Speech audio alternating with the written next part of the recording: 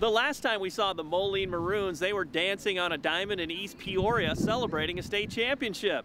Well, the dust has definitely settled since then, and they are settled in for another promising season.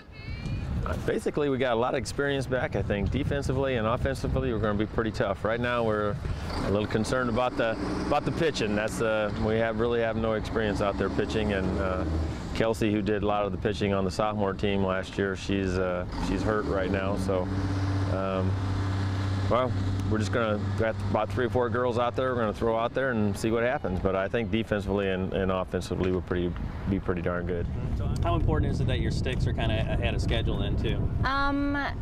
It's really important, and especially when, I mean, yes, we're low on pitching, and if they hit home runs, we're going to come right back and hit home runs, and we're really, throughout the lineup, we're really strong. So.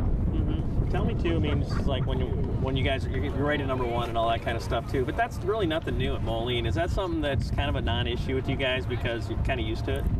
It's really cool to know that we're #1, but we don't want to let that make our egos any bigger. I mean, we still have our target on our back, and I mean, everyone's going to come after us. Like certain situations, we never had them down as well as we do now. Like the beginning of this year is really good, and I think we're going to come out really nice and strong. So kind of ahead of schedule, you think, yeah, right? Definitely ahead of schedule. And it sounds like the hitting has to be definitely ahead of schedule because you got some pitching issues with injuries and stuff like that, right?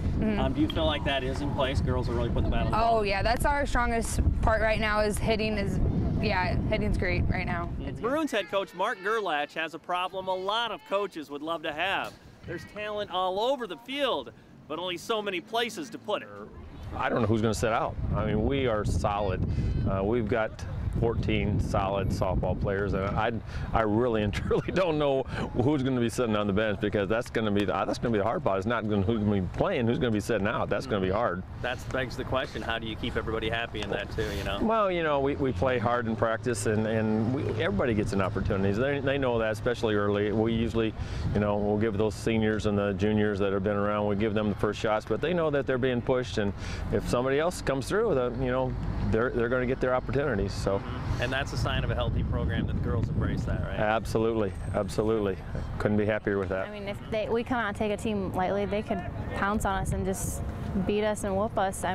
We have to come out and play each team hard and competitive, and because everyone else is just as good. I mean, every girl wants to be out there, so I think it's really just up to them with how much effort they put into it, and I think whoever really tries the hardest and, you know, works the hardest at it, I think they'll be the ones out there.